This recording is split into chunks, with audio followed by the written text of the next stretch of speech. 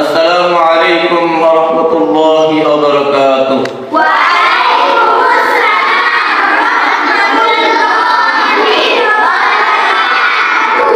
কেমন আছেন আপনারা?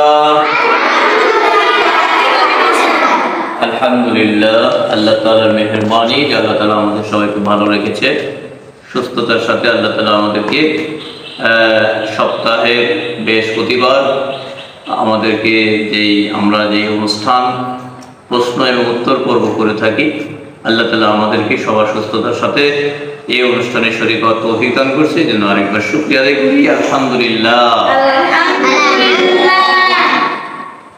শুকরিয়া জানাই আল্লাহ তাআলার প্রশংসা যে আল্লাহ তাআলা আমাদেরকে আবারও এক সুন্দরতম অনুষ্ঠানে শরীক হওয়ার জন্য, এবং যারা আমাদের এই অনুষ্ঠানগুলো প্রতিনিয়ত দেখে থাকেন তাদেরকে অসংখ্য মোবারকবাদ, এবং যারা দেখবেন অবশ্যই আমাদের চ্যানেলগুলো আমাদের এই চ্যানেলটাকে সাবস্ক্রাইব করবেন, কমেন্ট করবেন, শেয়ার করবেন, বেশি বেশি লাইক করে মানুষকে দেখার সহযোগিতা করবেন এবং ইসলামের সাথে প্রচার করবেন, অন্য কোনো শর্ত নেই।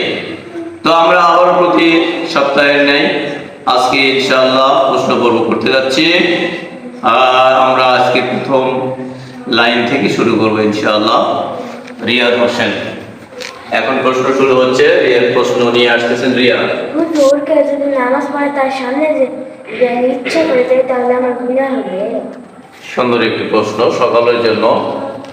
কোনো ব্যক্তি যদি নামাজ পড়ে আর তার সামনে যদি কেউ ইচ্ছে করে হেঁটে যায় তাহলে তার গুনাহ হবে। হ্যাঁ, গুনাহ হবে, ইচ্ছে করে গেলে গুনাহ হবে। ঠিক আছে, প্রশ্ন